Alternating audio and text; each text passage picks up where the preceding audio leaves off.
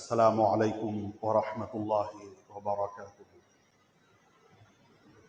إن الحمد لله نحمده ونستعينه، من يهده الله فلا مضل له ومن يضلل الله فلا هادي له، وأشهد أن لا إله إلا الله وحده لا شريك له، وأشهد أن محمدا عبده ورسوله.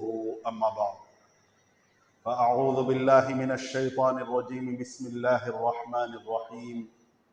ولنبلونكم حتى نعلم المجاهدين منكم والصابرين ونبلو أخباركم.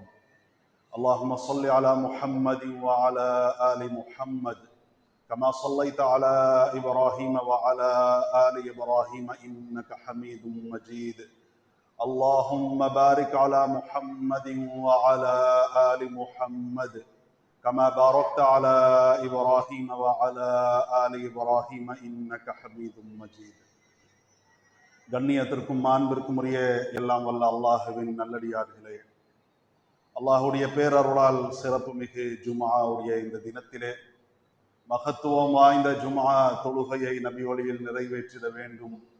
ஜும்ஆ உரையை செவிமடுத்து இஸ்லாமிய விழிப்புணர்வையும் ஈமானிய புத்துணர்வையும் பெற வேண்டும் என்ற ஒரு உயரிய நோக்கத்தோடு அல்லாஹுடைய திருப்பள்ளியை நோக்கி நாம் அனைவரும் வருகை புரிந்திருக்கும் இந்த சமயத்திலே ஜும்ஆவுடைய முன்னுரையில் நான் உங்களிடத்திலே வாசித்து காட்டிய அருள்மறை குர்ஆனுடைய அந்த திரு வசனம் என்பது குர்ஆனுடைய 47வது அத்தியாயம் சூரத்து முஹம்மதிலே இடம்பெறுகின்ற 31வது வசனம்.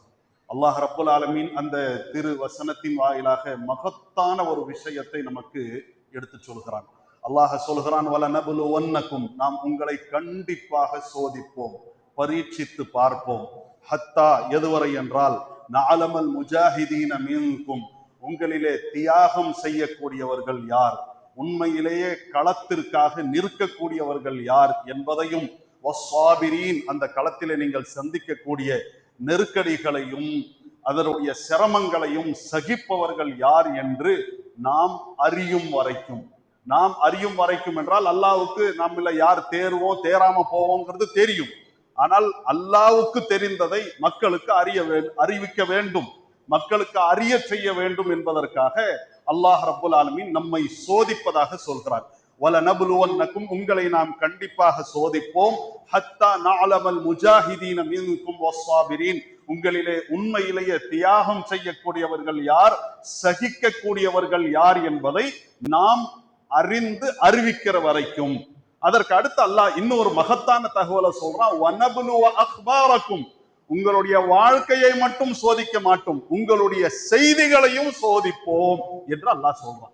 வாழ்க்கையை சோதிப்போம் என்றால் நம்மால புரிஞ்சிக்க முடியுது. நம்முடைய வாழ்க்கையை நாம் முன்னெடுக்கின்றோம், அதுல நிறைய சங்கடங்களும் சோதனைகளையும் நாம் கண்டிப்பாக எதிர்கொள்கின்றோம்.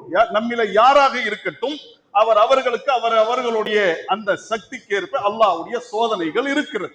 அந்த சோதனை நம்முடைய வாழ்க்கையில நாம் சந்திப்பது என்பது நமக்கு புரிந்து கொள்ள முடிகிறது. அதற்கு அடுத்து அல்லாஹ் சொல்றான், வனபுலுவ அக்பாரக்கும், உங்களுடைய செய்திகளையும் சோதிப்போம். அப்ப செய்திகள் என்றால் எதெல்லாம் நடந்ததோ, எதெல்லாம் முடிந்திருக்கிறதோ அதெல்லாம் செய்திகள், அதெல்லாம் தகவல்கள். அப்ப நம்முடைய வாழ்க்கையில வரக்கூடிய அந்த செய்திகள், நம்முடைய வாழ்க்கையுடைய சம்பவங்கள், நம்முடைய வாழ்க்கையினுடைய அன்றாட அந்த விஷயங்கள், அதையும் அந்த தகவல்களையும் சோதிப்போம் என்றால், நீங்க இப்படிதான் செஞ்சீங்க நமக்கே சொல்வது தகவல் அல்ல. நமக்கு அல்லாஹ் சொல்வான், மறுமையில சொல்வான், எக்ரா கிதாபக்கும், பதிவேட படி, கஃபா பினப்சிகல் யௌம அலைக ஹசீபா, இன்றைய தினத்துல உண்மை பற்றி கணக்கெடுக்க நீனே போதுமானவன் என்று அல்லாஹ் நம்முடைய புத்தகத்தை நமக்கே படிக்க சொல்வான். அது மறுமையில. இந்த உலகத்துல உங்களுடைய செய்தியை சோதிப்போம் என்று அல்லாஹ் சொல்றானே, நாம நம்முடைய வாழ்க்கையில எதெல்லாம் கடந்தோமோ, எந்த செய்திகள் அந்த கடப்பின் வாயிலாக நடந்தவைகள் வாயிலாக கிடைக்கிறதோ அதை மற்றவர்களுக்கு கடத்துவோம், உங்களுடைய சந்ததிகளுக்கு நாம கடத்துவோம், உங்களுடைய சந்ததிகளுக்கு உங்களுடைய தகவல்களையே சோதனையாக ஆக்குவோம். அவர்கள் உங்களை போற்றக்கூடிய அடிப்படையிலே அந்த தகவல்களை எடுப்பார்களா, அல்லது ஏசி பேசக்கூடிய அடிப்படையில, நம்முடைய பாஷையில நம்ம சொல்லணும்னா காரி துப்புற அடிப்படையில நம்முடைய அந்த செய்திகளை எடுப்பார்களா என்பதை உங்களுடைய வாழ்க்கையில நேரடியா உங்களை சோதிப்போம். வாழ்க்கையினுடைய சார அம்சத்தை உங்களுடைய சந்ததிகளுக்கு கடத்தி அந்த சந்ததிகள் உங்கள் விஷயத்துல எப்படி அவர்கள் தங்களுடைய அந்த முடிவுகளை எடுத்து சொல்கிறார்கள் என்பதும் கூட உங்களுக்கு சோதனையாக இருக்கிறது. அப்ப வாழ்க்கையில வர்ற சோதனைகளை சகிக்கணும். அதற்கு அடுத்து நம்முடைய இந்த செய்தியெல்லாம் நம்முடைய பிள்ளைகளுக்கு போகுமே, நம்முடைய இந்த செய்திகள் எல்லாம் நம்முடைய சந்ததிகளுக்கு செல்லுமே, அடுத்த தலைமுறைகளுக்கு போகுமே, அவர்கள் நம்மை உண்மையாளர்களாக நினைக்கக்கூடிய அடிப்படையில நம்முடைய அணுகுமுறைகளை நாம் அமைக்க வேண்டும் என்ற ஒரு பெரிய விஷயத்தை அல்லாஹ் 47வது அத்தியாயத்தினுடைய 31வது இடம்பெறக்கூடிய அந்த வசனத்தின் வாயிலாக அல்லாஹ் சொல்றான். ஆக நம்முடைய வாழ்க்கையில நாம நல்லா இருந்தா பத்தாது, நாம நல்லவர்கள் தான் என்று நம்முடைய சந்ததிகளும் நம்முடைய மௌத்துக்கு பிறகு, நம்முடைய மரணத்திற்கு பிறகு நம்மை நினைவு கூறக்கூடிய அடிப்படையில நம்முடைய வாழ்க்கையை நாம் முன்னெடுக்க வேண்டிய கடமை நமக்கு இருக்கிறது என்பதை அந்த எச்சரிக்கையோடு நம்முடைய வாழ்க்கையை முன்னெடுக்கக்கூடியவர்களாக இருக்க வேண்டும். நாம் அனைவரும் ஹஜ் பெருநாளை கடந்திருக்கின்றோம், நாம் அனைவரும் குர்பானி பெருநாளை கடந்திருக்கின்றோம். கடந்து போய் எத்தனையோ பல மாதங்கள்லாம் ஆயிரல, வெறும் 14 நாள் முடிஞ்சு இன்றைக்கு 15வது அந்த நாளில இருக்கின்றோம். அந்த குர்பானிக்கு ஹஜ்ஜுக்கு யார் முன்மாதிரி? நபி இப்ராஹிம் அலைஹிஸ்ஸலாம் அவர்கள் முன்மாதிரியாக இருக்கிறார்கள். அந்த இப்ராஹிம் அலைஹிஸ்ஸலாம் அவர்களுடைய பெயரை மட்டுமே அல்லாஹ் குர்ஆன்ல 69 இடங்கள்ல இடம்பெற செய்திருக்கின்றான். அவர்களை நினைவூட்டுமாறு சொல்கின்றான். குர்ஆனுடைய 19வது அத்தியாயத்தினுடைய 41வது வசனத்தை வாசியுங்கள். வذ்குர் ஃபில் கிதாபி இப்ராஹீம், இப்ராஹீமை இந்த வேதத்தின் வாயிலாக நினைவூட்டுங்கள். இந்த வேதத்தை வாசிச்சு அல்லாஹ்வை பத்தி, தூதர்களை பத்தி இந்த வேதம் பேசுகிறது. கூட சேர்த்து இப்ராஹீமை பற்றியும் பேசுகிறது. இப்ராஹீமை நினைவூட்டுங்கள். எப்படிப்பட்டவராக இருந்தார்? இன்னஹு கான ஸித்தீகன், அவர் மிக்க உண்மையாளராக இருந்தார். நபியாக இருந்தார். நபியாக இருந்து கொண்டு உண்மையை பேசினார்கள். நபியாக, ஆன்மீக தலைவராக இருந்து கொண்டு மிக்க உண்மையாளர்களாக அவர்கள் நடந்தார்கள். அதை நீங்க எடுத்து சொல்லுங்க, நினைவூட்டுங்கள் என்று அல்லாஹ் சொல்றோம். அதே விதமா குர்ஆன்ல அந்த வசனத்துல மட்டுமா இல்ல, குர்ஆனுடைய 26வது அத்தியாயம் சூரத்து ஷுஆரா, அந்த கவிஞர்களை பற்றி பேசக்கூடிய அந்த அத்தியாயத்தினுடைய 69வது வசனம், வத்லு அலைஹிம் நபஅ இப்ராஹீம், இப்ராஹிமுடைய செய்தியை இவர்களுக்கு ஓதி காட்டுங்கள். இந்த குர்ஆனின் வாயிலாக இப்ராஹிம்ங்கிற ஒருத்தர் வாழ்ந்தார். அவர் மிக்க உண்மையாளராக இருந்தார், தூதராக இருந்தார், நேர்மை நாணயத்திற்கு பெயர் போனவராக இருந்தார் என்பதை இவர்களுக்கு ஓதி காட்டுங்கள் என்று அல்லாஹ் சொல்றான். அதே குர்ஆனுடைய 38வது அத்தியாயம் சூரத்து ஸாதுடைய 45, 46, 47 அடுத்தடுத்து வரக்கூடிய சின்னஞ்சிறிய அந்த வசனங்களை வாசியுங்கள். அல்லாஹ் சொல்கிறான், வذ்குர் இபாதனா இப்ராஹீம் வ இஸ்ஹாக வ யாக்கூப உலில் ஐதி வல் அப்சார். நம்முடைய அடியார்களாக இருந்தார்களே, பெரிய ஓனர்களாக அவங்களை நடத்தவில்லை, நம்முடைய அடியார்களாக நாம் நடத்தினோம், அவர்கள் நடந்தார்கள். நம்முடைய அடியார்களாக இருந்தார்களே இப்ராஹிம், அவர்களுடைய மகனார் இஸ்ஹாக், அவர்களுடைய மகனார் யாக்கூப், அவர்களை நீங்கள் நினைவூட்டுங்கள், இந்த மக்களுக்கு எடுத்து சொல்லுங்க. அவர்கள் எப்படி இருந்தார்கள்? உலில் ஐதி, பலம் மிக்கவர்களாக இருந்தார்கள், நல்ல உடல் தடகாத்திரம் உள்ளவர்களாக இருந்தார்களே தவிர நல்ல தின்னு கொழுத்து போய் தொப்பையை வளர்த்துக்கிட்டு ஆக செயல்பட முடியாத நிலையில அவர்கள் இருக்கவில்லை. உலில் ஐதி, பலம் மிக்கவர்களாக, உடல் வலிமை உள்ளவர்களாக இருந்தார்கள். வல் அப்சார், அறிவு கூர்மையும் இருந்தது. உடம்ப மட்டும் வளர்க்கல, உடம்பை விட அறிவை அவர்கள் கூர்த்திட்டு வளர்த்தார்கள். உலில் ஐதி வல் அப்சார், அவர்கள் பலமிக்கவர்களாக உடல் வலிமையோடும் இருந்தார்கள், அறிவு வலிமையும் அவர்களிடத்தில் இருந்தது. இன்னா அஹ்லஸ்னாஹும் பிஹாரிஸத்தில் ذிக்ரத்தார், நாளை மறுமையினுடைய அந்த வீட்டை பற்றி நினைப்பதற்காக அவர்களை பிரத்யேகமாக நாம் தேர்வு செய்தோம். உடல் வலிமை இருந்தது, அறிவு வலிமை இருந்தது. உடல் வலிமையை கொண்டும் அறிவு வலிமையை கொண்டும் உலகத்தை திரட்டினார்களானா இல்ல, உலகத்திலே தான் இருந்தார்கள். எல்லா ஆசாபாசங்களும் அவர்களுக்கும் இருந்தது, எல்லா தேவை உள்ளவர்களாக அவர்களும் இருந்தார்கள். இருந்தும் அவர்கள் எதை தேர்வு செய்தார்கள்? மறுமையை தேர்வு செய்தார்கள். அல்லாஹ்விடத்தில் அல்லாஹ் சித்தப்படுத்தி இருக்கக்கூடிய அந்த பரிசுகளுக்காக பாடுபட்டார்கள். இன்ன அஹ்லஸ்னாஹும் பிஹாலிஸத்தில் ذிக்ரத்தார், நாளை மறுமையினுடைய அந்த நினைப்பிற்காக அவர்களை பிரத்யேகமாக நாம் தேர்வு செஞ்சோம். மறுமையா இதோ இப்ராஹிமை பார், மறுமையா இதோ இஸ்ஹாக்கை பார், மறுமையா இதோ யாக்கூப் அவர்களை பாருங்கள் என்று சொல்லி மறுமைக்காக அவர்களை தேர்வு செய்தோம். வைன்னஹும் இந்தனா லமினல் முஸ்தஃபைனல் அக்யார், அவர்கள் நம்மிடத்துல தேர்வு செய்யப்பட்ட சிறந்த அடியார்களாக இருந்தார்கள், நம்முடைய செலக்ஷன் அவர்கள் என்று இந்த அகில உலகங்களை படைத்த அல்லாஹ் நமக்கு எடுத்து சொல்கின்றார். ஆக எந்த இப்ராஹிம் அலைஹிஸ்ஸலாத்து வஸ்ஸலாம் அவர்களை நினைவூட்டுங்க, எடுத்து சொல்லுங்க என்று அல்லாஹ் சொல்கிறானோ, அந்த இப்ராஹிம் அலைஹிஸ்ஸலாம் அவர்கள் ஏதோ நேத்து வாழ்ந்தவங்களா, முந்தா நாள் வாழ்ந்தவர்களா, போன மாசமோ போன வருஷமோ வாழ்ந்தவர்களா? இல்லை, காலத்தால் மிக நீண்ட இடைவெளி கொண்டவர்கள். இந்த இப்ராஹிம் அலைஹிஸ்ஸலாம் அவர்களை அல்லாஹ்வுடைய தூதருக்கும் நினைவு கூறுமாறு சொல்கின்றானோ, அவர்களை பின்பற்றுமாறு அல்லாஹ் சொல்றானோ. இன்ன இப்ராஹிமை சாதாரணமாக கருதாதீர்கள். கான உம்மத்தன ஒரு சமூகமாக இருந்தார்கள். கானித்தல் லில்லாஹ், அல்லாஹ் கட்டுப்பட்டவர்களாக இருந்தார்கள். ஹனீஃபன், தூயவர்களாக இருந்தார்கள். வமா கான வலம் யகும் மினல் முஷ்ரிகீன், அவர்கள் இணை கற்பிக்க கூடியவர்களாக இருக்கவில்லை. ஷாக்கிரல் லிஅன்உமி, அல்லாஹ்வுடைய நியாமத்துகளுக்கு ஷுக்ர் செய்யக்கூடியவர்களாக, நன்றி செலுத்தக்கூடியவர்களாக இருந்தார்கள். இஜ்தபாஹு வஹதாஹு இலா ஸிராத்தின் முஸ்தகீம், அல்லாஹ் அவர்களை தேர்வு செய்தான், அவர்களுக்கு நேர்வழியை கொடுத்தான். வஆதைனாஹு ஃபித் துன்யா ஹஸனா, இந்த உலகத்திலேயும் அல்லாஹ் அவர்களை விட்டு வைக்க, இந்த உலகத்திலேயும் அல்லாஹ் அவர்களை கை சேதத்திற்கு ஆளாக்கவில்லை, இந்த உலகத்திலேயும் அவர்களுக்கு நல்லதை கொடுத்தான். வஇன்னஹு ஃபில் ஆখিরাতি லமினஸ் ஸாலிஹீன், நாளை மறுமையிலே நல்லவர்களுடைய, சீர்திருத்திக் கொண்டவர்களுடைய பட்டியல்ல அவர்கள் இருப்பார்கள். சும்ம அவ்ஹைனா இலைக அனித்தபிஅ மில்லத இப்ராஹீம ஹனீஃபா, பிறகு முஹம்மதே உமக்கு நாம் வஹியை அறிவிக்கின்றோம், இந்த தூய வழியிலே நின்றார்களே அந்த இப்ராஹிமுடைய மில்லத்தை, வழிமுறையை நீங்களும் கடைபிடிக்க வேண்டும். வமா கான மினல் முஷ்ரிகீன், அவர்கள் இணை கற்பிக்க கூடியவர்களாக இருக்கவில்லை என்று இப்ராஹிம் அவர்களுடைய புகழை ரசூலுல்லாஹி ஸல்லல்லாஹு அலைஹி வஸல்லம், ரசூலுல்லாஹ் யாரு? ரஹ்மத்துல் லில் ஆலமீன், அகிலங்களுக்கோர் அருட்கொடை, அகிலங்களுக்கோர் அருட்கொடையாக இறுதி தூதராக அனுப்பப்பட்ட அந்த முஹம்மது ரசூலுல்லாஹ் ஸல்லல்லாஹு அலைஹி வஸல்லம் அவர்களுக்கும் இந்த இப்ராஹிமை நினைவு கூறுங்கள் என்று அல்லாஹ் சொல்கிறானே, இப்ராஹிமுடைய வழிமுறையை பின்பற்றுங்கள் என்று அல்லாஹ் சொல்கிறானே, அன்றைக்கு இருந்த மக்களுக்கும் இன்றைக்கு உள்ளவர்களுக்கும் இனி வரக்கூடியவர்களுக்கும் குல் தூதரே சொல்லுங்கள், ஸதகல்லாஹ், அல்லாஹ் உண்மையை சொல்லி இருக்கிறான். ஃபத்தபிஉ மில்லத இப்ராஹீம ஹனீஃபன், இப்ராஹிம் என்ற அந்த தூய வழியிலே நின்றார்களே, அப்பழுக்கற்ற அடிப்படையில் தன்னுடைய கொள்கையை அமைத்துக் கொண்டார்களே, அவர்களுடைய மில்லத்தை, வழிமுறையை நீங்கள் அனைவரும் பின்பற்றுங்கள். வமா கான மினல் முஷ்ரிகீன், அவர்களை இணை கற்பிக்க கூடியவர்களாக இருக்கவில்லை என்று ரசூலுல்லாஹ்வுக்கும், ரசூலுல்லாஹ்வுடைய காலத்தில் இருந்தவர்களுக்கும், அதற்கு அடுத்து உள்ளவர்களுக்கும், நமக்கு பிறகு வரக்கூடியவர்களுக்கும் அல்லாஹ் சொல்கிறானே, அந்த இப்ராஹிம் அலைஹிஸ்ஸலாம் அவர்கள் ஏதோ போன வருஷம் வாழ்ந்தவங்களா, போன நூற்றாண்டில வாழ்ந்தவர்களா? இல்லை, காலத்தால் மிக நீண்ட இடைவெளி கொண்டவர்கள். எவ்வளவு நீண்ட இடைவெளி, அதை நாம் இன்றைய தினத்தில் அறிய கடமைப்பட்டிருக்கிறோம். எவ்வளவு நீண்ட இடைவெளி? இப்ப நாம் எல்லாம் இருக்கிறோம். இந்த உலகத்துல எத்தனை கோடி மக்கள் இருக்கிறார்கள் என்றால் 800 கோடி மக்கள் இருக்கிறார்கள். 800. அப்ப 800 கரோர் மக்கள் இந்த உலகத்துல இருக்கிறார்களே, எல்லோருடைய சராசரி உயரம் எவ்வளவு எத்தனை இருக்கிறோம்? எல்லாம் 5க்கு மேலதான்.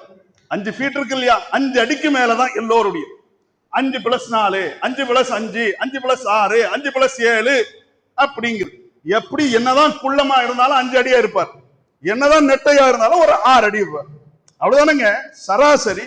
ரொம்ப அப்படியே தலைய உயர்த்தி எல்லாரை விட பெரிய கொம்பு நட்ட வச்ச மாதிரி இருந்தாரு அப்படின்னு யார பத்தி நம்ம சொல்லுவோம்? ஒட்டுமொத்த இந்த 800 கோடி மக்கள்ல யாராவது ஒருத்தர் ரொம்ப நீளமா இருந்தாருங்க அப்படிங்கிற மாதிரி ஒரு 6 அடி 7 அடி அப்படிங்கிறதெல்லாம் அந்த மாதிரி இருக்கிறாங்களான்னு தெரியாது. அந்த தகவலை நான் திரட்டவில்லை. இருந்தாலும் அந்த மாதிரி எத்தனை பேர் இருப்பாங்க? ஒட்டுமொத்த உலகத்திலே இன்றைக்கு வாழக்கூடிய அந்த மக்கள்ல யாராவது ஒருத்தர் இருப்பாங்க. எவ்வளவுதான் இருப்பாங்க? ஒரு 6 அடி 7 அடி. நபி இப்ராஹிம் அலைஹிஸ்ஸலாம் எப்படி இருந்தாங்க தெரியுமா? நபி ஆதம் அலைஹிஸ்ஸலாம் அவர்களை அல்லாஹ் படைக்கும் போது 60 முழம் கொண்டவர்களாக நபி ஆதம் அலைஹிஸ்ஸலாம் அவர்கள் அல்லாஹ்வால் படைக்கப்பட்டார்கள். ஏன்? அன்றைய காலகட்டத்தில் இந்த உலகத்துல நடமாட வேண்டும், பெரிய பெரிய பயணங்களை மேற்கொள்ள வேண்டும் என்றால் நல்ல பெரிய தடகாத்திரமான படைப்பா இருந்தாதான் அது முடியும். அப்ப 60 முழம் உள்ளவர்களாக அவர்கள் படைக்கப்பட்டார்கள் என்று அல்லாஹ்வுடைய தூதர் சொல்ல சஹீஹுல் புகாரில ஹதீஸ் தெளிவாக ஆதாரப்பூர்வமாக பதிவு செய்யப்பட்டிருக்கிறது. 60 முழம் கொஞ்சம் நினைச்சு பாருங்க, கிட்டத்தட்ட பாத்தீங்கன்னா ஒரு 90 அடி வந்துடும். அப்ப அவ்வளவு நீளமான அந்த படைப்பாக அவர்கள் இருந்திருக்கிறார்கள். நீளமான அந்த படைப்பு தான் குறைஞ்சு குறைஞ்சு குறைஞ்சு குறைஞ்சு குறைஞ்சு இன்னைக்கு 5 அடியில வந்து நிக்குதுன்னா ஆதம் அலைஹிஸ்ஸலாம் அவர்களுக்கும் நமக்கும் எவ்வளவு கால இடைவெளி இருக்க வேண்டும். அந்த விதமாகத்தான் நபி இப்ராஹிம் அலைஹிஸ்ஸலாம் அவர்களும் நபிகள் நாயகம் ஸல்லல்லாஹு அலைஹி வஸல்லம் அவர்கள் குறிப்பிடுகிறார்கள், நான் தூங்கி கொண்டிருந்தேன், அந்த சமயத்துல எனக்கு கனவில சில காட்சிகள் எடுத்து காட்டப்பட்டது. அப்ப கனவில காட்சிகளை நாம பார்க்கிறோம் கேட்டீங்கன்னா நம்முடைய கனவு அதெல்லாம் வந்து உத்தரவாதம் கொண்டது கிடையாது. நம்ம ரொம்ப நல்ல கனவை பார்க்கிறோம் என்று சொன்னால் அல்லாஹ் சொல்லக்கூடிய அந்த உண்மை செய்திகள்ல 40ல 1 பங்கு மட்டும்தான் உண்மை. மீதி 39 பங்குக்கு எந்த கன்ஃபார்மும் கிடையாது. அதுல அல்லாஹ்வின் புறத்திலிருந்து சொல்லப்பட்ட செய்தின்னு நம்ம சொல்ல முடியாது. 40ல 1 பங்கு மட்டும்தான், அதாவது 100ல 2.5% மட்டும்தான் உண்மை. மீதி 97% அதற்கு உத்தரவாதம் கிடையாது. ஆனால் நபிமார்கள் காணக்கூடிய கனவுகள் 100க்கு 100 உண்மை, அல்லாஹ்வின் புறத்திலிருந்து வரக்கூடிய கட்டளை செய்தி. அப்ப நபிகள் நாயகம் ஸல்லல்லாஹு அலைஹி வஸல்லம் அவர்கள் குறிப்பிடுகிறார்கள், நான் கனவிலே பார்த்தேன், ஒரு மனிதர் எனக்கு எடுத்து காட்டப்பட்டார்கள். ரஜுலும் தவீல், ரொம்ப நீளமான மனிதராக இருந்தார்கள், நெட்டையா இருந்தாங்க. லா அகாது அரா ரஸஹு, நான் அவருடைய தலையை என்னால் பார்க்க முடியவில்லை. ஏன் தெரியுமா? தூலன், அவர் அவ்வளவு நீளமாக இருந்தார். அவ்வளவு நீளமா இருந்த காரணத்தினால அவருடைய முகத்தை கரெக்டா என்னால ஐடென்டிஃபை பண்ண முடியவில்லை. நான் கேட்கிறேன், யாருங்க அது அப்படின்னா, இப்ராஹிம் ஸல்லல்லாஹு அலைஹி வஸல்லம், அவர்கள் தான் இப்ராஹிம் ஸல்லல்லாஹு அலைஹி வஸல்லம் என்று ரசூலுல்லாஹ் சொன்னார்கள். ஹதீஸ்ல இருக்கு. என்னங்க இப்ராஹிம் ஸல்லல்லாஹு அலைஹி வஸல்லம் சொல்லாம சொல்லலாம், அல்லாஹ்வுடைய தூதரை நமக்கு சொல்லி கொடுத்திருக்கிறாங்களே.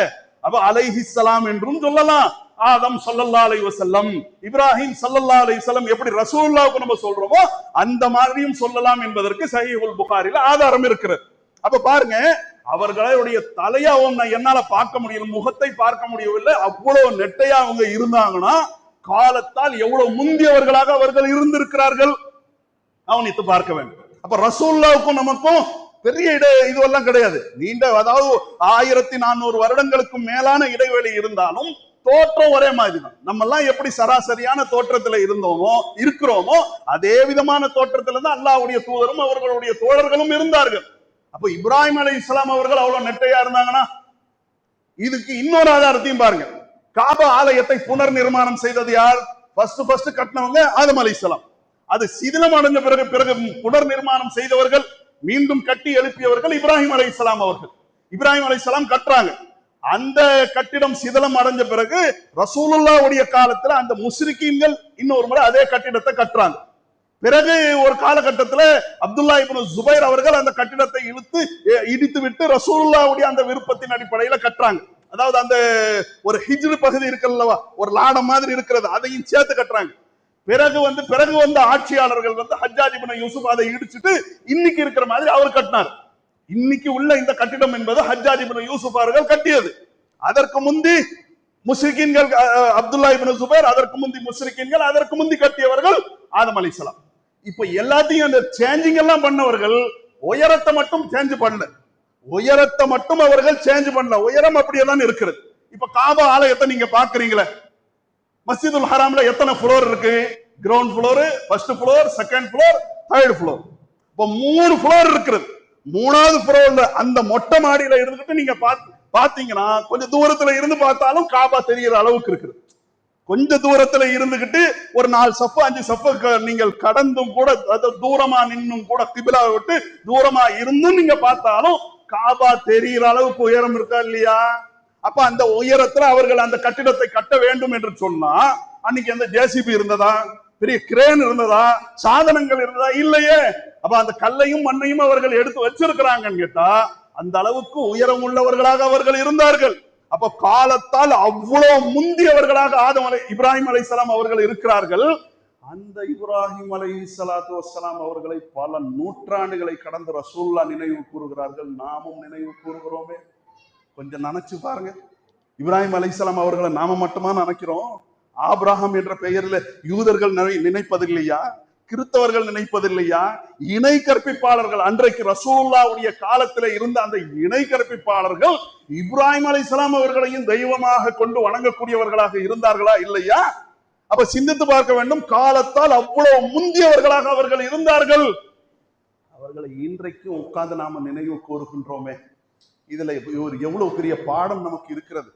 ஹஜ்ஜுடைய நாட்களை கடந்தோம், குர்பானியுடைய நாட்களை கடந்தோம். இப்ராஹிம் அலைஹிஸ்ஸலாம் எப்படி தெரியுமா, என்ன ஏது வீர தீரமிக்க பயானெல்லாம் நம்ம கேட்டிருப்போம். ஆனால் அது சொல்லக்கூடிய பல தகவல்கள்ல ஒண்ணு என்ன, இதோ இன்றைக்கு இந்த உலகத்துல நாம் வாழ்கின்றோம். வாழ்றவங்க வாழ்ந்துகிட்டே இருக்க மாட்டோம். ஒரு கட்டம் வரும், முடிஞ்சிரும். இந்த உலகத்தினுடைய வாழ்க்கை என்பது முடிஞ்சிரும். முடிஞ்ச பிறகு நம்முடைய சந்ததிகள் நம்மை நல்ல விதமாக நினைவு கூறக்கூடிய அடிப்படையிலே நம்முடைய வாழ்க்கை அமைந்திருக்கிறதா? நம்முடைய சமுதாயம், நம்முடைய குடும்பத்தார்கள், நம்முடைய சமுதாயம் நல்ல விதமாக நினைவு கூறக்கூடிய அடிப்படையில நம்முடைய வாழ்க்கை இருக்கிறதா? இல்ல இந்த பாருங்க, இந்த நபர் இறந்துட்டாரு, செத்து தொலைச்சான நல்லது விடுங்க, இந்த பூமிக்கு ஒரு பாரம் குறைஞ்சு போச்சு, நாசமா போனவன் அயோக்கியனா இருந்தானே, அயோக்கியத்தனத்துல ஏதாவது குறை வச்சானா என்று கேட்கக்கூடிய அடிப்படையில நம்முடைய வாழ்க்கை இருக்கிறதா? கஷ்டப்பட்டு உழைச்சு அவனை நம்பி காசை கொடுத்தீங்க, எல்லாத்தையும் ஆட்டைய போட்டானுங்க, ஒண்ணுமில்லாம என்னை கொண்டு நடுத்தரல என்னை நிறுத்தி விட்டானே, அப்படி பேசக்கூடிய அடிப்படையில நம்முடைய வாழ்க்கை இருக்கிறதா? நம்முடைய சந்ததிகள் நம்மை தூற்றக்கூடிய அடிப்படையில நம்முடைய வாழ்க்கை இருக்கிறதா? தூய அடிப்படையில புகழக்கூடிய அடிப்படையில, எங்க அத்தா இருந்தாங்க, எங்க அம்மா இருந்தாங்க, இதோ என்னுடைய தாத்தா இருந்தாங்க, என்னுடைய பாட்டி இருந்தாங்க, அல்லாஹ் அக்பர், இவ்வளவு நல்லவர்களா இருந்தாங்க என்று நினைவு கூறக்கூடிய அடிப்படையில இருக்கிறதா? இப்ராஹிம் அலைஹிஸ்ஸலாம் அவர்களை நாம நினைவு கூறுகிறோம், யூதர்கள் நினைவு கூறுகிறார்கள், கிறிஸ்தவர்கள் நினைவு கூறுகிறார்கள், வேதம் கொடுக்கப்பட்டவர்கள் நினைவு கூறுகிறார்கள். அவர்களுடைய மெஜாரிட்டி தான் இந்த உலகத்தில் அதிகம். அப்ப அத்தனை நபர்களாலும் இப்ராஹிம் என்றும் ஆபிரகாம் என்றும் நினைவு கூறப்படுகின்றார்களே, அந்த இப்ராஹிம் அலைஹிஸ்ஸலாத்து வஸ்ஸலாம் என்ன அடிப்படையிலே உண்மையாளராக இருந்தார்கள்? உண்மையாளரா இல்ல, மிக்க உண்மையாளராக இருந்தார்கள். பொய்யுக்கு இடம் இல்லை. நல்ல நீங்கள் நினைத்து பாருங்கள். அப்ப அவ்வளவு உயரமான தோற்றத்தில் அவர்கள் இருந்தார்கள் என்றால் ஆயுளும் நீளமானதாக இருக்கும். ஆயுளும் நம்மள மாதிரி வெறும் 65 வருஷத்துல முடிஞ்சு போச்சுங்க, 70 வருஷத்துல முடிஞ்சு போச்சுங்கன்னு இருக்க முடியாது. நூஹ் அலைஹிஸ்ஸலாமுடைய ரொம்ப நெருக்கமான சந்ததி தான் இப்ராஹிம் அலைஹிஸ்ஸலாம். அப்ப நூஹ் அலைஹிஸ்ஸலாம் அவர்கள் 950 வருஷம் பிரச்சாரம் செய்தார்கள் என்ற குர்ஆன்ல அல்லாஹ் சொல்றான். அப்ப நூஹ் அலைஹிஸ்ஸலாம் 950 வருஷம் பிரச்சாரம் செய்தார்கள் என்றால் அந்த 950 விட அதிகமான ஆயுள் அவர்கள் வாழ்ந்திருக்க கூடும். அப்ப அதற்கு நெருக்கமாகத்தான் இப்ராஹிம் அலைஹிஸ்ஸலாம் அவர்கள் வருகிறார்கள் அவர்களுடைய சந்ததிகள் என்று சொன்னால் அவர்களும் நீண்ட ஆயுள் கொடுக்கப்பட்டவர்களாக இருக்கக்கூடும். அப்ப நீண்ட ஆயுள் கொடுக்கப்பட்டிருக்கிறார்கள். பொய் சொன்னாங்களா? நேர்மைக்கு மாத்தமா நடந்தாங்களா? அவர்களா ஐயோ நாசமா போனவங்க அப்படின்ற பேர் எடுத்தாங்களா? அயோக்கியத்தனம் இருந்ததா? பிராடுத்தனம் இருந்ததா? அப்ப நீண்ட காலகட்டம் வாழ்ந்தும் கூட அந்த உண்மையை கடைபிடித்தார்களே, அவர்களுடைய சந்ததிகள் நல்ல விதமாக நினைவு கூறக்கூடிய அடிப்படையில் அவர்களுடைய சந்ததிகள்ல வரக்கூடியவர்கள் தான் நபி யூசுப் அலைஹிஸ்ஸலாம் அவர்கள். யூசுப் அலைஹிஸ்ஸலாம் அவர்கள் அவர்களை நினைவு கூறுறாங்க. எங்க? சிறையில இருந்து கொண்டு நினைவு கூறுகிறார்கள். குர்ஆனுடைய 12வது அத்தியாயத்தை நீங்கள் எடுத்து படிச்சு பாருங்க. சிறையில இருக்கிறார்கள். சிறைனா இன்னைக்கு இருக்கிற ஜெயில் மாதிரியா? வாரத்துக்கு 2 பிரியாணி, ஒரு தினமும் முட்டை, அப்படியே சுகமா டிவி பார்க்கலாம், படம் பார்க்கலாம், அந்த மாதிரி இல்ல. அன்றைக்கு இருந்தது கொடுமையினுடைய உச்சம். எவ்வளவு கொடுமையினுடைய உச்சம் என்றால் ரசூலுல்லாஹி ஸல்லல்லாஹு அலைஹி வஸல்லம் அவர்கள் குறிப்பிடுகிறார்கள், நான் தப்பு செய்ய மாட்டேன். சிறைக்கு போறவன்ல அதிகமானவர்கள் தப்பு செஞ்சுட்டு போவான், நான் தப்பு செய்ய மாட்டேன் என்று உறுதியா இருந்த காரணத்தினால், விபச்சாரம் செய்ய மாட்டேன் என்று உறுதியா இருந்த காரணத்தினால் கொண்டு போய் சிறையில அடைக்கப்பட்டார்கள். அப்ப சிறையை விட்டு வெளியே வருவதற்குரிய வாய்ப்பும் அங்கங்க அவருக்கு வந்தது. வந்த அந்த சமயத்துல நான் நிரபராதி, நான் எந்த குற்றமும் செய்யவில்லை நிரூபித்து விட்டுதான் இந்த ஜெயிலை விட்டு வெளியே வருவேனே தவிர அப்படி ஒரு பழியை சுமந்து கொண்டவனாக நான் வரமாட்டேன் என்று உறுதியா நின்றாங்க. அந்த மாதிரி உறுதிக்கு பேர் போனவங்க தான் ரசூலுல்லாஹ். அவர்களே சொல்கிறார்கள், லவ் லபிஸ்துமா லபிஸ ஃபிஸ் சிஜ்னி யூசுஃப லஅஜப்து தாஇய. யூசுப் அலைஹிஸ்ஸலாம் எவ்வளவு நீண்ட காலம் சிறையில இருந்தார்களோ அவர்கள் வெளியே வருவதற்கு வாய்ப்புகள் கிடைச்சும் கூட அவங்க இருந்தாங்க. ஆனா அந்த மாதிரி நான் ஜெயில, நான் சிறையில அடைக்கப்பட்டிருந்தா ஏதாவது ஒரு வாய்ப்பு கிடைக்குமா, உடனே நான் வந்துடணும்னு நான் நினைச்சிருப்பேன். ஆனால் அவர்கள் அவ்வளவு உறுதி மிக்கவர்களாக இருந்தார்கள். அப்ப அவ்வளவு உறுதி மிக்க யூசுப் அலைஹிஸ்ஸலாத்து வஸ்ஸலாம் அவர்கள் சிறையில இருக்கிறார்கள். சிரமத்தில இருக்கிறார்கள், நெருக்கடியில இருக்கிறார்கள். அங்க இருந்துகிட்டு நினைவு கூர்றாங்க சிறையில உள்ள தன்னுடைய தோழர்களை பார்த்து, இன்னி தரத்து மில்லத்த கௌமில் லா யுமினூன பில்லாஹி வ ஹும் பில் ஆখিরাতি காஃபிரூன். மறுமையை மறந்துவிட்டு அல்லாஹ்வை நிராகரித்து விட்டு இந்த கூட்டத்தாருடைய வழிமுறையை நான் விட்டு விட்டேன். இவங்களுடைய வழிமுறை எனக்கு வேண்டாம். நானும் ஒரு வழிமுறையை கையில வைத்திருக்கிறேன். அது எந்த வழிமுறை தெரியுமா? வத்தபஅது மில்லத ஆபாஇ இப்ராஹீம வ இஸ்ஹாக வ யாக்கூப் மா கான லனா அன் நுஷ்ரிக பில்லாஹி மின் ஷை. நானும் ஒரு வழிமுறையை பின்பற்றுகிறேன். அது என்னுடைய முன்னோர்கள் வாயிலாகத்தான் வருகிறது. எந்த முன்னோர்? இப்ராஹிம் என்ற முன்னோர், அவர்களுடைய மகனார் இஸ்ஹாக் என்ற முன்னோர், அவர்களுடைய மகனார் யாக்கூப் என்ற முன்னோர். அந்த கொள்கையில எந்த இணை கற்பிப்பும் இல்லை. மா கான லனா அன் நுஷ்ரிக பில்லாஹி மின் ஷை. அல்லாஹுக்கு இணை கற்பிக்கக்கூடிய உரிமை, அதிகாரம் நமக்கு கிடையாது. ذلك من فضل الله علينا وعلى الناس. அல்லாஹ் நமக்கும் மக்களுக்கும் செய்திருக்கக்கூடிய அருளையே பெரிய அருள், பெரிய நியாமத் எது தெரியுமா? எது தெரியுமா? இணை கற்பிப்பு இல்லாத கொள்கையை அல்லாஹ் நமக்கு கொடுக்கிறானே, அதுதான் பெரிய நியாமத். அந்த நியாமத்துக்காக எவ்வளவு சிரமம் வந்தாலும் அதை நாம தாங்க வேண்டும். ஆனால் மனிதர்கள் மிக அதிகமானவர்கள் அல்லாஹுக்கு நன்றி செலுத்தக்கூடியவர்களாக இருக்கவில்லை என்று யூசுப் அலைஹிஸ்ஸலாம் அத்தனை நெருக்கடிக்கு மத்தியில உள்ள அந்த சிறையில இருந்து கொண்டு இப்ராஹிம் அலைஹிஸ்ஸலாம் அவர்களை நினைவு கூறுகிறார்களே. நாம மௌத்தா போன பிறகு நம்முடைய நேரடி சந்ததிகள், நம்முடைய நேரடி குழந்தைகள், நம்முடைய நேரடி பையன், நம்முடைய நேரடி பிள்ளை நம்மை நல்ல விதமாக நினைவு கூறக்கூடிய அடிப்படையிலே நம்முடைய வாழ்க்கை இருக்கிறதா, நம்முடைய நடத்தை இருக்கிறதா, நம்முடைய பேச்சு இருக்கிறதா என்பதை கவனத்தில் கொண்டு பார்க்க வேண்டும். காலத்தால் அவ்வளவு நீண்ட இடைவெளி உள்ள அந்த இப்ராஹிம் அலைஹிஸ்ஸலாம் அவர்கள் மீது நமக்கு அவ்வளவு பாசம், முஹப்பத் இருக்கிறதே. அந்த மாதிரி ஒரு பாசத்தை, அந்த மாதிரி ஒரு முஹப்பத்தை, அந்த மாதிரி நல்ல ஒரு அம்சங்களை நம்முடைய சந்ததிகளுக்காக நாம் விட்டு செல்லக்கூடியவர்களாக இருக்கிறோமா, அல்லது ஆடு மாடுகள் மாதிரி நம்முடைய வாழ்க்கை அமைந்திருக்கிறதா என்பதை சிந்தித்து பார்க்க வேண்டும்.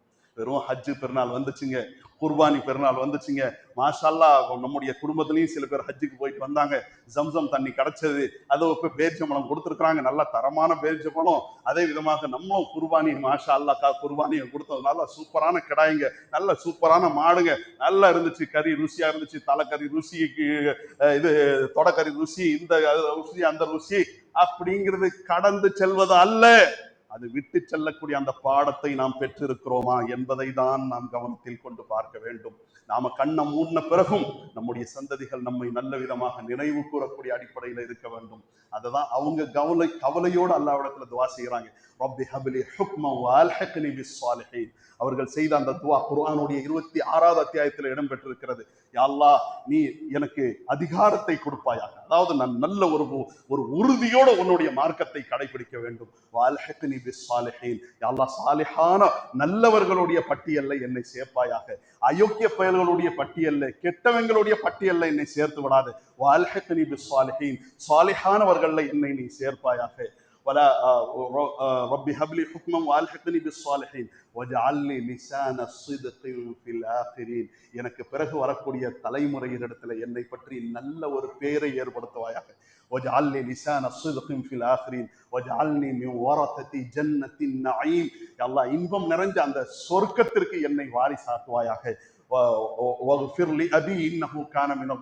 என்னுடைய தந்தையை மன்னிப்பாயாக, அவர் வழிகெட்டவராக இருக்கிறார் என்று தந்தைக்காக துவா செய்றாங்க.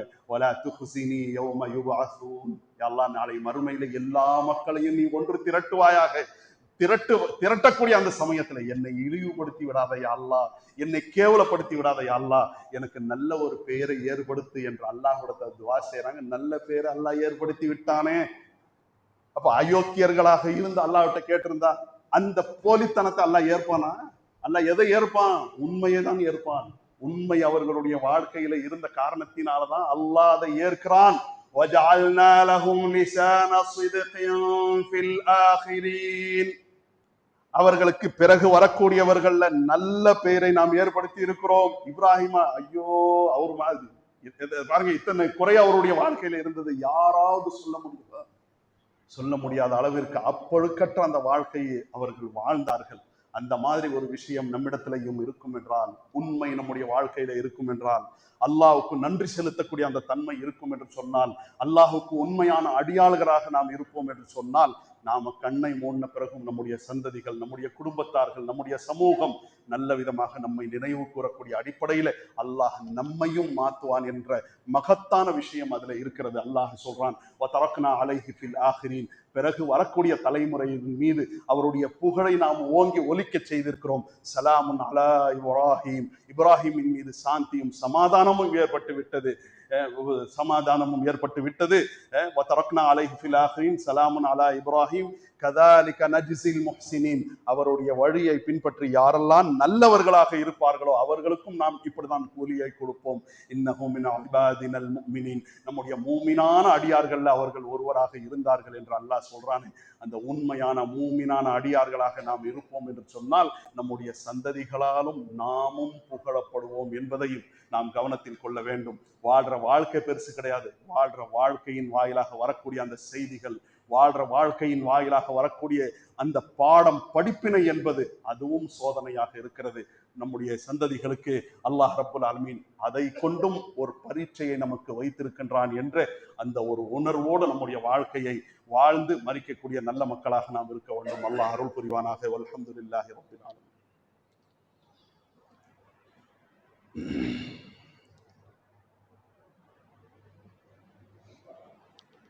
அல்ஹம்துலில்லாஹி வஹ்தஹ் வஸ்ஸலாத்து வஸ்ஸலாமு அலா மன் லா நபிய பஅதஹு அம்மா பஅத்.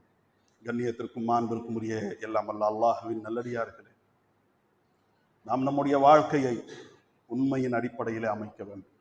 நம்முடைய கொள்கை உண்மையானதாக இருக்க வேண்டும், நம்முடைய குடுக்கல் வாங்கல் உண்மையானதாக இருக்க வேண்டும், நம்முடைய குடும்பத்தாரிடத்தில் நம்முடைய அணுகுமுறை உண்மையானதாக இருக்க வேண்டும். பொய் கலக்காத அடிப்படையில் நம்முடைய வாழ்க்கையை நாம் முன்னெடுக்க வேண்டும். நம்முடைய சந்ததிகளுக்கும் சிறந்த விஷயங்களை நாம் கற்றுக் கொடுக்கக்கூடியவர்களாக இருக்க வேண்டும். நம் அனைவரும் இன்றைக்கு ஜூன் மாதத்தை அடைந்து பள்ளிக்கூடத்தில் நம்முடைய சந்ததிகளுக்கு பள்ளிக்கூடங்கள் திறக்கப்பட்டிருக்கிறது. பள்ளிக்கூடத்திற்கு அனுப்பக்கூடியவர்கள் பள்ளிக்கூடத்துக்கு நாம் நம்முடைய பிள்ளைகளை அனுப்பியிருப்போம். அதே விதமாக கல்லூரி என்று சொன்னால், மேற்படிப்புகள் என்று சொன்னால் கல்லூரிகள் வரக்கூடிய அந்த வாரங்கள்ல, வரக்கூடிய அந்த மாதங்கள்ல துவங்கக்கூடியதாக இருக்கிறது. அதற்காக நம்முடைய அந்த சந்ததிகளை நாம் தயார்படுத்துவோம். இன்றைக்கு கல்வி என்பதும் மருத்துவம் என்பதும் நல்ல உச்சபட்சமான பொருளாதாரத்தை திரட்டி கொடுக்கக்கூடிய துறைகளாக நம்முடைய நாட்டில இருக்கிறது. அப்படிங்கிறது ரொம்ப அவமானமானது, கேவலமானது. ஆனால் அப்படிப்பட்ட இந்த நாட்டில் தான் நாம இருக்கிறோம். இன்றைக்கு அப்படிப்பட்ட அந்த கல்வியை பல ஆயிரங்களை கொடுத்து, பல லட்சங்களை கொடுத்து வாங்கக்கூடியவர்களாக இருக்கிறோம். இன்றைக்கு நம்முடைய சபையில நாம் அமர்ந்திருக்கிறோம் என்று சொன்னா எத்தனை பேர் சேமிச்சு வச்சு கொடுத்துருப்போம். ஸ்கூல் ஃபீஸை கட்டியிருப்போம், காலேஜ் ஃபீஸை கட்டுவோம். அதே விதமாக இல்லை அப்படின்னா கடனை உடனே வாங்கியாவது நம்முடைய பிள்ளைகள் நல்லா படிக்கணும், நல்லா படிக்கணுமா ஷால்லா, நல்லா படிக்க வைக்க வேண்டும். கல்வியில பின்தங்கின காரணத்தினாலதான் ஆட்சி அதிகாரம் எல்லாவற்றை விட்டு பின்தங்கியவர்களாக நாம் ஆயிட்டோம். மாஷா அல்லா. இப்ப நம்ம படிக்க வைக்கணும்னு உடனே என்ன ஆகி போச்சுன்னு கேட்டா, மார்க்க படிப்புக்கு 2ஆம் பட்சமா ஆயிப்போச்சு. மார்க்க படிப்பு, குர்ஆனுடைய படிப்பு அது இருக்கட்டும், ஹதீஸுங்க அது இருக்கட்டும், ஏன் இது இலவசமா கிடைக்குது. அது காசு கொடுத்தா ஆயிரங்களை கொட்டணும், லட்சங்களை அங்க கொட்டணும், கோடிகளை கொட்டணும், சரிங்களா? ஆனா இதெல்லாம் ஈஸியா கிடைக்குது. எந்த மதரசாவிலையும் ஃபீஸ் கேட்கறாங்களா? அப்படியே கேட்டாலும் கூட அப்படி கல்லூரிகள்லையும் பள்ளிக்கூடங்கள்லையும் கட்டுற அளவுக்கா இருக்கிறது இல்லை. எல்லாம் ஒரு சில ஆயிரங்கள், சில நூறுகள், அவ்வளவுதான். அதுவும் சந்தா அந்த மதரசாவை நடத்த வேண்டும் என்பதற்காக. இப்ப இப்படி எல்லாம் நம்ம அதை பின்தங்கிய அடிப்படையில 2ஆம் பட்சமாக கருதின அடிப்படையில என்ன ஆகி போச்சுன்னு கேட்டா, நம்முடைய சந்ததிகள் டாக்டர் ஆகுறான், இன்ஜினியர் ஆகுறான், வக்கீல் ஆகுறான், ஆசிரியர் ஆகுறான், ஆடிட்டர் ஆகுறான், என்னென்னமோ ஆகுறாங்க. நல்ல மனுஷனா மாறுறானா? அதான் இல்லை, என்னென்னமோ ஆயிட்டாங்க. நம்முடைய குழந்தைகள், நம்முடைய சந்ததிகள் நம்மை நாளைக்கு நாம வயசான அந்த நிலையை அடைஞ்ச பிறகு, நாம மௌத்தா போன பிறகு நமக்காக துவா செய்யக்கூடியவர்களாக, நம்மை சுகமாக பார்க்கக்கூடியவர்களாக இன்றைக்கு உள்ள இந்த சந்ததிகள் வளர்கிறார்களா? இல்ல. காரணம் என்ன? இப்ராஹிம் அலைஹிஸ்ஸலாம் அவர்கள் எப்படி மார்க்கத்தை கற்றுக் கொடுத்தாங்களோ, அல்லாஹ்வை பற்றி போதித்தார்களோ, அந்த மாதிரி நம்முடைய குழந்தைகளுக்கு நாம போதிப்பதில்லை.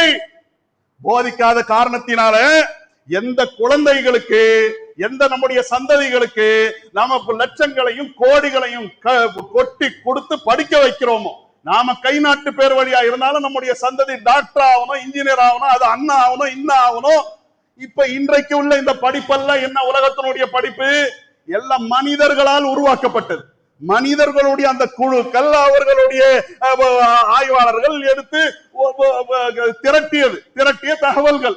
அதுல நல்லதும் இருக்கிறது, நிராகரிக்கப்பட வேண்டியதும் இருக்கிறது. நம்முடைய நாட்டுல எல்லாம் மனப்பாடமாக உள்ள இது எல்லாம் நம்பரை வச்சுதான். அப்ப அந்த படிப்பெல்லாம் எதற்காக படிக்கிறாங்க, எதற்காக படிக்க வைக்கிறோம்? பட்டம் வாங்கணும், பணம் சம்பாதிக்கணும், பேர் வாங்கணும். இது டாக்டர் பேர் வந்துருச்சு, இன்ஜினியர் பேர் வந்துருச்சு. கொட்டி கொடுத்து படிக்க வச்சீங்களே, நாளைக்கு உங்களை காக்கக்கூடிய அடிப்படையில அந்த சந்ததிகள் இருக்கிறாங்களா? இல்லையே, இல்லங்கிறது தானே. உடனே நம்முடைய இந்த பேச்சுக்கு ஆமாங்க கரெக்டான மேட்டர் நீங்க சொல்றீங்கன்னு சொல்ற அடிப்படையில தானங்க நம்முடைய சந்ததிகளுடைய வளர்ப்புகள் இருக்கிறது. எத்தனை பெற்றோர்களுடைய குமுறல். கைய புடிச்சு எல்லாத்தையும் சொல்லி கொடுத்தேன். நான் கை நாட்டு பேர்வழியா இருந்தாலும், நான் ஏதோ பழைய சாப்பாடு சாப்பிட்டாலும், தரமான உணவை, தரமான உடையை, தரமான இருப்பிடத்தை, தரமான வாழ்வாதாரத்தை எல்லாத்தையும் கொடுத்தேன். கேட்கும் போதெல்லாம் ஆயிரங்கள்ல கொட்டி கொடுத்தேன். ஆனால் கல்யாணம் முடிச்ச பிறகு 4 காசு சம்பாரிச்ச உடனே 2ஆம் பட்சம்.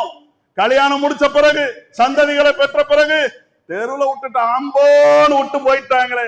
எத்தனை பெற்றோர்களுடைய குமுறல், எத்தனை பெற்றோர்களை நோவினையாக சுமையாக சந்ததிகள் பார்க்கக்கூடிய அவலம் இருக்கிறதா இல்லையா? சுதாரிக்க வேண்டும். என்று எப்படி சுதாரிக்கணும்? எப்படி இப்ராஹிம் அலைஹிஸ்ஸலாம் மார்க்கத்தை கத்துக் கொடுத்தாங்களோ அந்த மார்க்கத்தையும் சேர்த்து கத்துக் கொடுக்கணும். எல்லாத்தையும் படிக்க வைங்க, எல்லாத்தையும் படிங்க, படின்னு தான் இஸ்லாம் சொல்லுது. ஆனா நம்ம தான் பிரிச்சுட்டோம். உலக கல்வி, மார்க்க கல்வி எங்க இருக்கிறது? அப்படி எங்கேயாவது ஒரு பிரிவு இருக்குன்னு நீங்க எடுத்து காட்டுங்களா பார்க்கலாம். இல்லையங்க, எதெல்லாம் நமக்கு அறிவை கொடுக்குமோ, எதெல்லாம் நமக்கு பிரயோஜனத்தை கொடுக்குமோ படின்னு தானே இஸ்லாம் சொல்லுது. அங்கேயாவது படின்னு சொல்லும் போது ஆம்பளைங்க மட்டும் படி, பொம்பளைங்க படிக்காத சொல்லலையே. ஆம்பளையும் படி, பொம்பளையும் படி, குழந்தையும் படி, இளைஞரும் படி, முதியவனும் படி, எல்லாரும் படி. ரசூலுல்லாஹி ஸல்லல்லாஹு அலைஹி வஸல்லம் அவர்களுக்கு ஓதுன்னு அல்லாஹ் சொன்னானே. எப்ப சொன்னா? 40வது வயசுல இருக்கும்போது தானே சொன்னா. ஓதுங்க, தெரிஞ்சுக்கங்க, தெரியாமையே இருக்கிறீங்களே. அப்ப தெரிஞ்சுக்கங்கிறது ரசூலுல்லாஹ்வுக்கு மட்டுமல்ல, நம்ம அனைவருக்கும். அப்ப எல்லாத்தையும் தெரிஞ்சுக்கிட்டோம். மனசை எழுதுந்தெல்லாம் நம்ம தெரிஞ்சுக்கிட்டோம். அல்லாஹ் கொடுத்ததை தெரிஞ்சோமா? அதுல குறை இருக்கும் என்று சொன்னா வாழ்க்கையே குறைதான். வாழ்க்கை முழுமை இல்லை என்பதை கவனத்தில் கொண்டு நம்முடைய சந்ததிகளை போய் பள்ளிக்கூடத்துல சேர்த்தோமா, கல்லூரி கொண்டு போய் சேர்த்தோமா, நல்லா சேர்க்கணும், நல்லா படிக்க வைங்க. கூடவே சேர்த்து குர்ஆன் விஷயத்துல அலட்சியம் காட்டாதீர்கள். அல்லாஹ்வுடைய தூதருடைய வழி விஷயத்துல அலட்சியம் காட்டாதீர்கள்.